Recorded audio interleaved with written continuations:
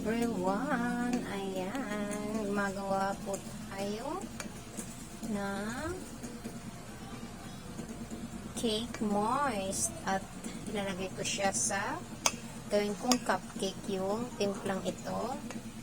So, ayan, nagbe-bake na po tayo. Nag-project na po tayo ng oven para maluto na siya. Cute lang. Cute lang siya. So, ayan. Ang ating finished product. Still, nagluluto pa rin tayo sa ngayon. Continue mo to. Cutie pie lang to. Cutie pie. Ayan. Cute.